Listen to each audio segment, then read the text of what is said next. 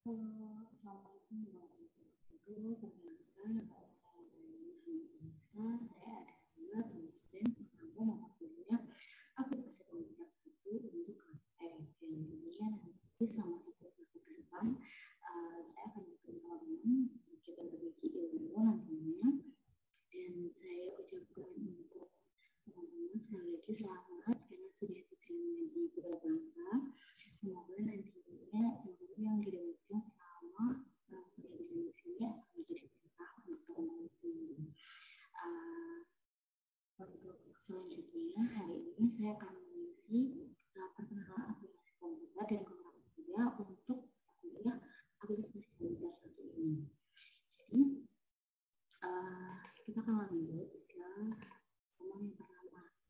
Nah, di sini saya punya beberapa peraturan perkuliahan kita yang nantinya mungkin akan atau harus kita patuhi bareng-bareng supaya lebih enak lagi nanti pembelajarannya seperti apa.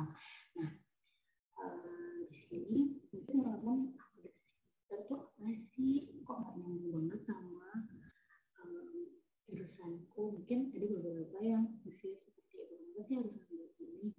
Jadi memang teknologi itu adalah salah satu daya dukung yang saat ini menjadi kekuatan yang besar gitu untuk menyokong beberapa apa ya, mungkin bisa dibilang beberapa sektor gitu, dan salah satunya adalah bisnis atau ekonomi yang ada di negeri ini. Nah, itu teman-teman semua contohnya dia pasti semua itu pakai smartphone kan, dan mungkin semua akses kuliah ini pun kita tuh harus akses YouTube atau akses e-learning untuk pembelajaran. Nah, itu adalah salah satu bentuk dukungan dari teknologi terhadap beberapa sektor seperti halnya pendidikan dan juga ekonomi di negeri ini.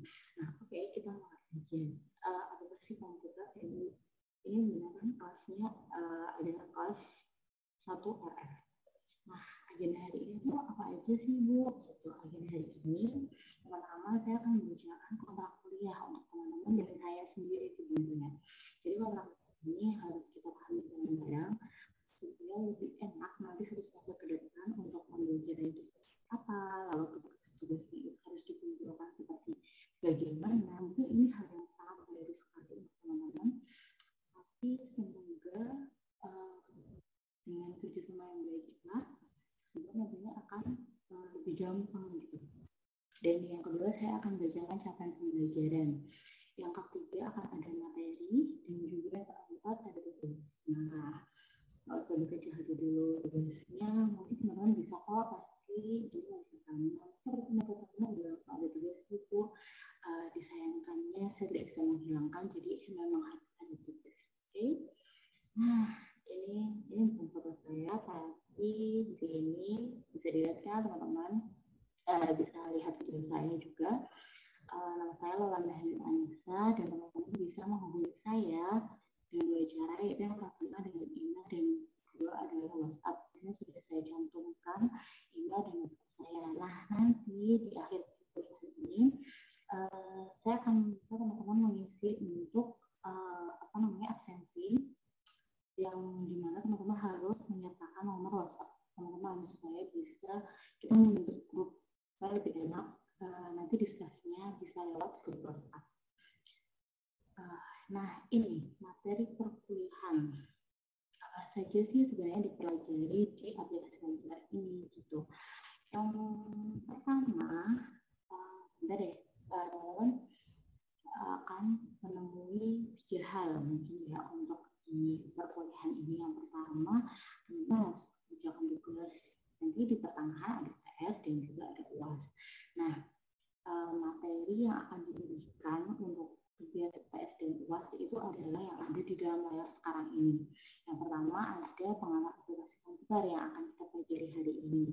Yang kedua, jadi kita akan pakai 2 saya nggak bisa bilang itu aplikasi sih, tapi di aplikasi gitu. Cuman ini teman-teman udah familiar banget. Yang satunya ada Microsoft Word dan yang satunya itu ada Microsoft Excel. Nah, kita akan mengulik 2 aplikasi ini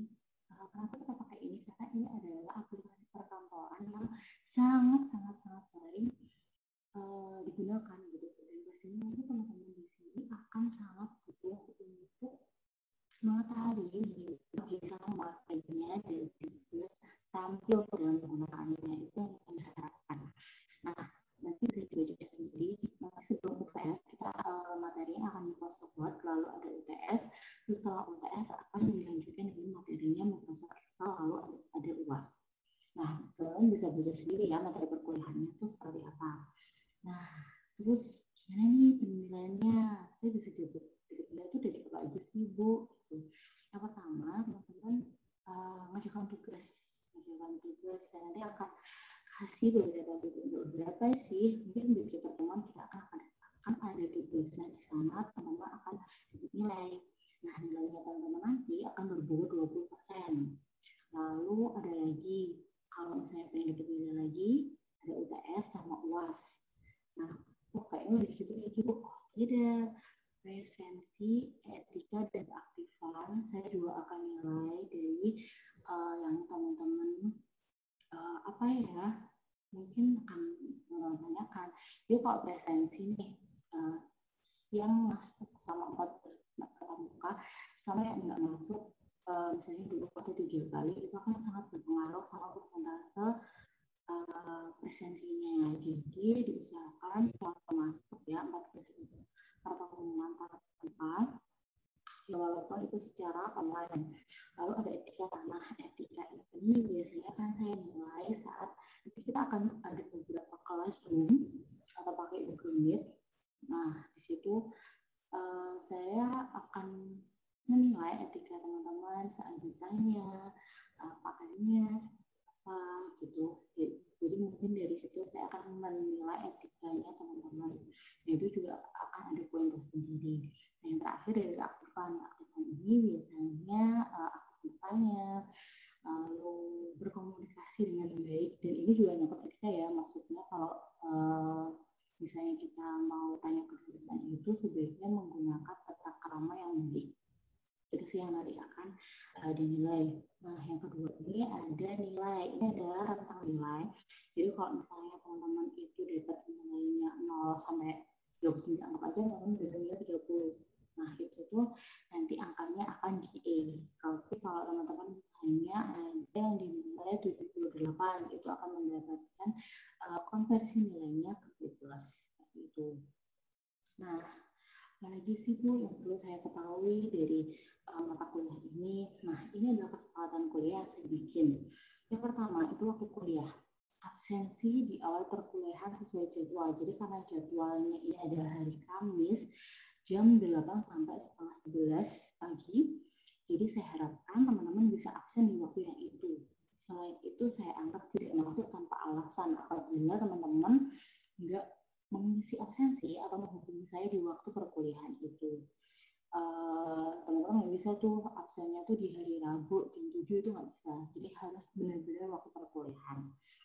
Nah, terus yang kedua ada aturan berpakaian. Nah, ini sih yang sempat saya bahas tadi untuk menilai etika ya. Jadi untuk perkuliahan pas tatap muka secara Zoom atau Google Meet, saya sangat berharap teman-teman pakaian yang rapi dan sopan karena saya akan minta teman-teman on-cam. Jadi teman-teman nggak bisa kalau misalnya off-cam itu mungkin akan ada sedikit berbeda di nilai etikanya teman-teman. Itu sih yang saya ingin sampaikan. Terus ngomong juga. Nah, di sini tugas ini dikumpulkan sesuai dengan deadline yang saya tentukan di e-learning. Jadi nanti teman-teman bisa upload tugasnya teman-teman di e-learning. Nah, terus kalau misalnya terlambat dari upload yang di e-learning, saya nggak bisa bantu karena itu sudah sistem, saya sudah kasih deadline yang segitu. Saya juga nggak bisa otak-atik gitu. Jadi di situ penelitian teman-teman sangat-sangat diharapkan ya nanti dilihat terakhir itu dikumpulkan kapan dan itu jam berapa tahun ya benar-benar. Pokoknya kalau misalnya lewat dari jam itu biasanya teman-teman udah nggak bisa upload lagi. Dan saya nggak bisa membantu karena itu sudah sistem. Gitu. Nah, apalagi ya gitu. Capaian pembelajaran sendiri sebenarnya apa sih Bu? Gitu. Capaian pembelajaran itu setelah mengikuti mata kuliah ini teman-teman tuh diharapkan untuk bisa ngapain sih sebenarnya gitu. Jadi kalau misalnya setelah mata kuliah ini teman-teman jadi bisa bikin proposal dengan baik, atau teman-teman jadi tahu menambah, oh ternyata di aplikasi ini tuh ternyata bisa seperti ini. Nah itu yang akan jadi capaian pembelajaran. Nah di sini dibagi menjadi 4 secara sikap. Teman-teman harus bisa internalisasi nilai, norma, etika dalam proses pembelajaran. Nah ini tadi yang disebut nilai dalam etika ya. Jadi bertanggung jawab juga atas penggunaan komputer. Seperti apa sih saya harus menggunakan sebuah komputer itu gitu. Jadi teknologi itu jangan cuma dipakai untuk bersenang-senang, tapi itu juga harus bisa menambah nilai, menjadikan teknologi ini benar-benar berarti untuk membantu suatu sektor gitu. Salah satunya adalah di bisnis. Nah, terus ada keterampilan ini harus bisa secara sistematis menggunakan Microsoft Word dan Excel. Pengetahuannya ya harus bertambah ya dari yang kemarin mungkin belum tahu di fungsi ini tuh ternyata bisa seperti ini. Nah, setelah mata kuliah ini selesai, diharapkan teman-teman tahu dan menambah pengetahuan akan aplikasi khususnya Microsoft Word dan Excel. Nah, tibalah kita di ini ada klimaksnya, yaitu materi pengantar aplikasi komputer. Ini gampang sih, karena masih materi pengantar. Jadi kalau usah terlalu panjang, kita agak santai aja, nggak apa-apa. Nah, yang pertama apa sih teknologi informasi itu sebenarnya? Apa sih kita harus belajar? Karena semuanya kita sekarang udah pakai teknologi. Sekarang kita sedang soal aja kita lagi pakai teknologi kan gitu. Ibaratnya pakai laptop, pakai smartphone kayak gitu, dan dibantu dengan adanya internet. Nah di sini tuh ditegaskan bahwa sebenarnya komputer itu dengan adanya pemrosesan, jadi ada hardware, ada software, ada brandware, itu tuh dari yang data yang mentah. Data itu kan seperti ya udah, ini ada fakta seperti ini, ada data misalnya 1 tambah 1 itu 2, itu bisa diolah seperti itu. Nah terus misalnya di aplikasi ini dimasukkan barang A dan barang B ini berbeda seperti itu, walaupun ini juga jumlahnya 1 ditambah 1, tapi dengan barang yang berbeda itu akan mendapatkan informasi, oh ternyata tidak semua 1 ditambah 1 itu menjadi 2. Nah itulah salah satu analogi informasi yang kita sampaikan. Ini memang barangnya berjumlah 2, tapi dengan barang yang berbeda, ini yang disebut informasi. Artinya pengolahan dari fakta tersebut. Nah ini tuh bisa dibantu oleh adanya perangkat komputer, itu juga adanya dan juga adanya lanjut dalam menjalankannya. Nah materi hari ini itu sebenarnya masih ke aplikasi di Microsoft. Jadi salah satunya akan ada pengertian komputer, desktop, Microsoft Windows, dan yang kedua ada pembuatan software dan folder, terus ada Explorer, terus kita akan mengulik sedikit tentang Microsoft Office, dan yang kelima ada macam-macamnya Microsoft Office. Nah kita emang di sini itu fokus sama pemakaian di Microsoft itu sendiri. Nah, komputer itu apa sih? Komputer itu alat untuk menerima data, mengolah data yang ditulis di sebuah program, kemudian menghasilkan suatu informasi seperti yang saya jelaskan sebelumnya itu. Nah, kalau desktop itu apa sih, Bu? Desktop itu layarnya komputernya teman-teman itu, yang namanya desktop. Lihat kan, ini loh desktop itu kayak gini, ini kenapa ya kayak gitu. Pasti udah tahu kan, di tampilan itu yang dinamakan desktop itu. Nah, Windows itu apa ya, Bu? Windows itu adalah operating system. Mungkin kalau anak-anak IT akan mempelajari itu secara dalam. Teman-teman di sini perlu tahu operating system itu kayak gimana sih, Bu? Operating system yang kalian tahu, misalnya kalian buka laptop nih, kalau laptopnya pakai yang Windows tuh biasanya ada gambar kotak-kotak itu, kotak 4. Nah itu nantinya adalah operating system atau sistem operasi. Sistem operasi ini adalah dalemannya atau perangkat lunak yang menjalankan si perangkat keras ini, si laptop ini gitu. Nah, macamnya tuh apa aja sih Bu, emang iya ya, itu cuma ada satu enggak, yang lainnya tuh ada kayak itu contohnya Apple, atau ada yang satu itu Linux gitu, itu ada biasanya yang tidak top 3 gitu, biasanya yang paling itu. Nah ini jadi dari komputer ini sendiri punya komponen yang tidak bisa dipisahin sama sekali, mereka semua tuh saling berhubungan. Ada hardware itu fisiknya, contohnya tuh ada yang di sini ya, misalnya tuh ada di desktop, ada yang dalamnya apa namanya, kalau pakai PC itu kan biasanya ada CPU-nya, ada keyboard, ada mouse, itu yang dinamakan hardware. Nah kalau software sendiri bersifat fisik dan logik, jadi dia tuh kayak dimasukin di dalam si hardware-nya. Jadi apa aja sih Bu software? Nah ini kayak gini, kasih tahu dong ini itu logonya apa. Nah ini adalah logonya Android. Jadi Android adalah salah satu software yang ditanam di dalam smartphone teman-teman, yang nantinya akan memproses atau data-data informasi yang ada di handphone teman-teman sendiri. Nah kenapa sih bisa muncul ada WhatsApp-nya atau ada Instagramnya, ada Facebooknya? Nah itu karena ada sistem operasinya, namanya kalau di handphone itu pakai Android. Nah salah satunya, nah ini kalau ada yang tahu logo apa, ini adalah salah satu logo aplikasi Photoshop. Jadi pasti teman-teman melihat sini yang suka mendesain biasanya pakai ini nih, Photoshop. Nah satu lagi ini akan kita pelajari hari ini, namanya Microsoft Office. Nah logonya tuh seperti ini, kalau di kayak kartun itu kayak gini. Nah setelahnya ada Brandware. Brandware ini apa ya? Brandware itu adalah manusianya. Jadi kalau ada software terus kita nggak masukin data, kita pasti nggak akan dapat output apapun. Jadi si software sama hardware ini tetap butuh manusia. Jadi ini adalah komponen yang saling tidak terpisahkan. Ada manusia, ada laptop, tapi nggak ada Windows-nya.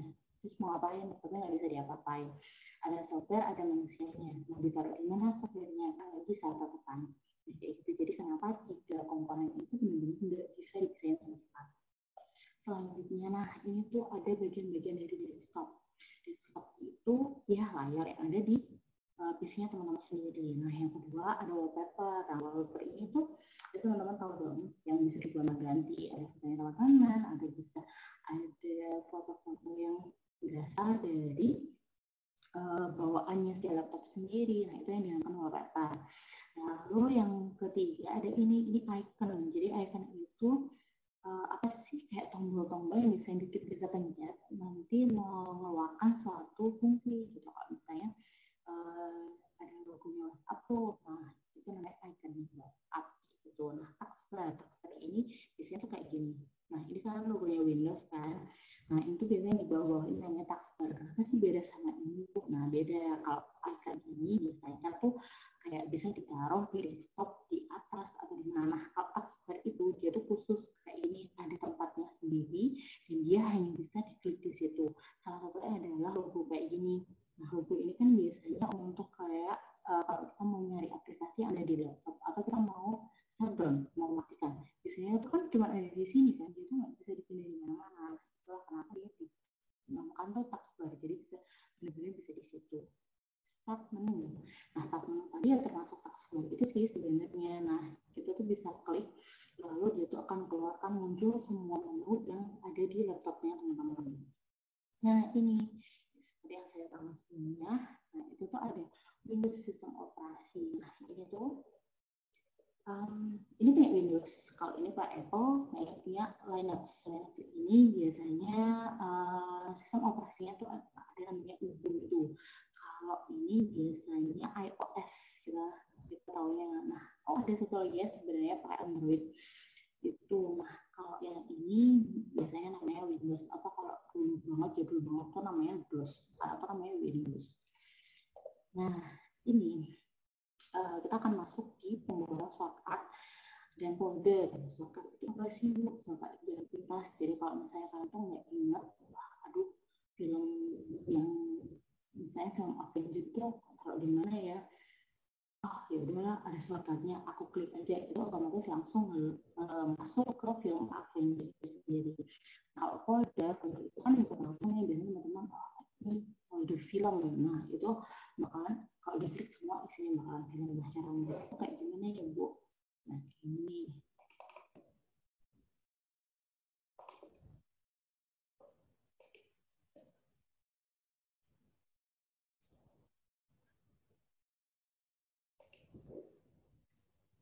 jadi yang pertama teman-teman bisa masuk ke desktop tuh. Nah langsung klik kanan. Terus ada tanda new ini. Nah, tanda new ini ada panah ke kanannya. Itu artinya dia masih punya menu-menu yang lain. Nah setelah itu nah kita tuh bisa lihat ada folder, ada shortcut. Nah yang pertama ini ada folder. Ini adalah cara untuk membuat folder. Tinggal diklik ganti nama. Sudah selesai. Nah terus yang kedua bikin shortcut. Nah bikin shortcut ini,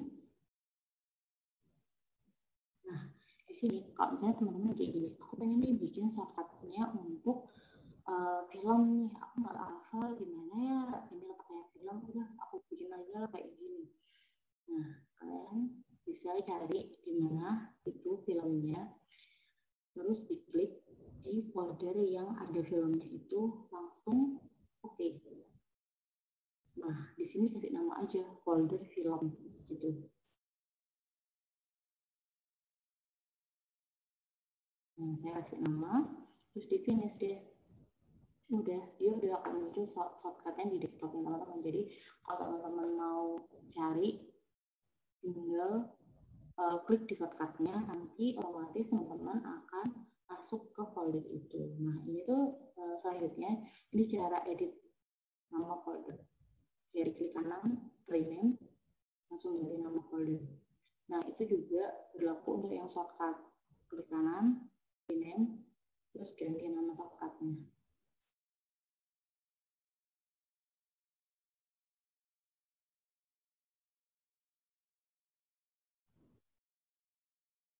Oke, selesai. Terus ini ada cara ngapusnya, diklik dulunya, bisa di delete. Oke, hilang deh. Itu caranya.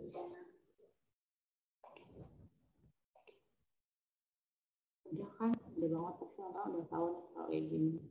Nah ini selanjutnya ada Microsoft Office. Ini sih yang akan kita jadi goalnya mata kuliah ini gitu. Apa sih Bu sebenarnya Microsoft Office itu? Microsoft Office itu adalah salah satu aplikasi yang pasti hampir di semua laptop itu ada. Contohnya apa? Ada Microsoft Word, ada Excel, PowerPoint, Outlook, ada Visio. Nah, ini tuh biasanya kenapa sih dia tuh dibilang office, karena dia sangat mendukung kerjaan kantoran gitu loh. Kalau misalnya kita mau bikin laporan bisa pakai Excel untuk apa namanya untuk menghitung, dan bisa pakai Word untuk laporan rinciannya kayak gitu.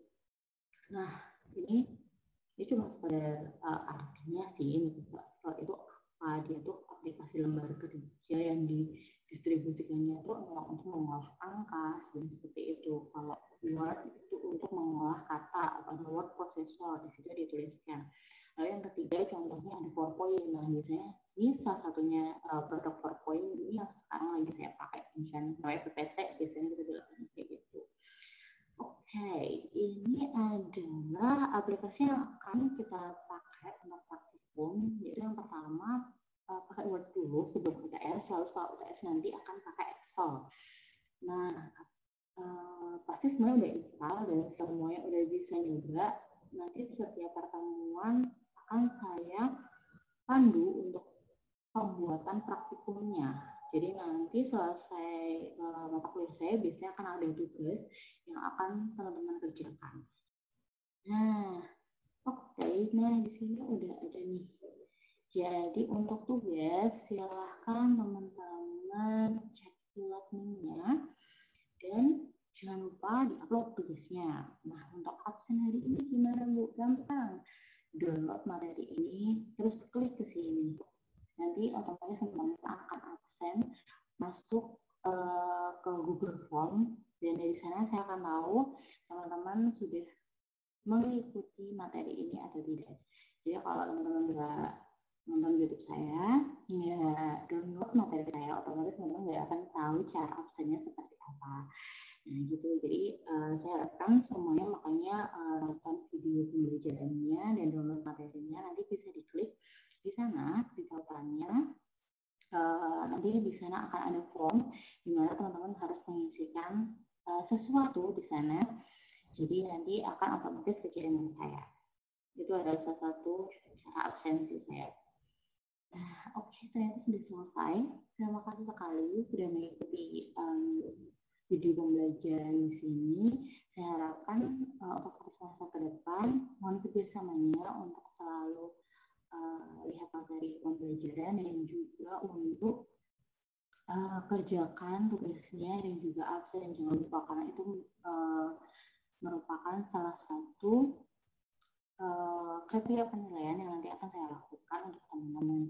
Terima kasih sebelumnya. Sebelum saya akhiri, wassalamualaikum warahmatullahi wabarakatuh.